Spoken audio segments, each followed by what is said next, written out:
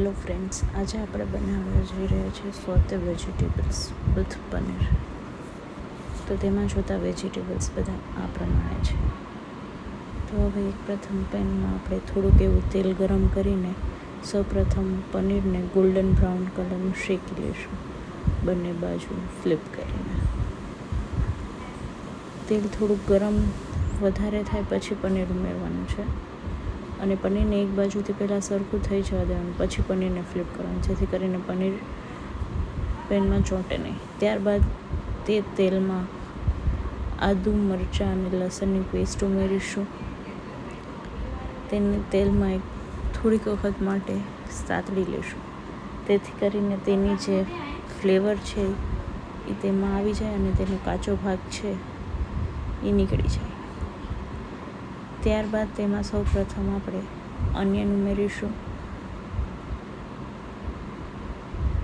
ઓનિયનને થોડીક ઉમેરીને માઇનર એવું સોતે કરવાની છે, બહુ વધારે ડુંગળીને પકવવાની નથી. ત્યારબાદ તેમાં ગાજર ઉમેરીશું. સૌપ્રથમ આપણે ગાજર અને ફણસી જેને થોડુંક સોતે વધારે કરવું પડે એટલે તેને ઉમેરીશું.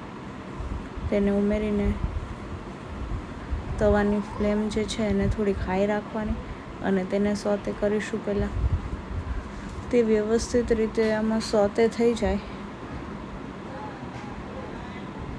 તે માટે થોડીક ફ્લેમ હાઈ કરીને તેને આવી રીતે ફેરવતા રહીશું. ત્યારબાદ તેમાં કેપ્સિકમ ઉમેરીશું. મારી પાસે અત્યારે ગ્રીન કેપ્સિકમ હતા એટલે મેં ખાલી ગ્રીન કેપ્સિકમ ઉમેર્યા છે. તમે રેડ અને યલો કેપ્સિકમ બી ઉમેરી શકો છો. તેની સાથે બાફેલી મકાઈ લીધી છે.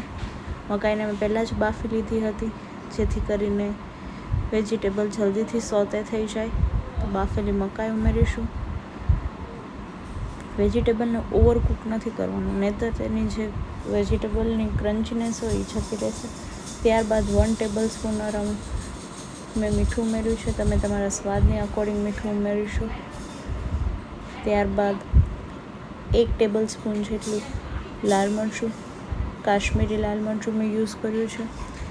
ત્યારબાદ તમે pizza mix hub spicy mix જે આવે તે 1 ટેબલ સ્પૂન અરાઉન્ડ મેં એડ કર્યું છે. ત્યારબાદ red chilli flakes 1/2 table spoon જેટલું. ત્યારબાદ તેમાં ઓરેગાનો, ત્યારબાદ ટોમેટો કેચઅપ 1 ટેબલ સ્પૂન,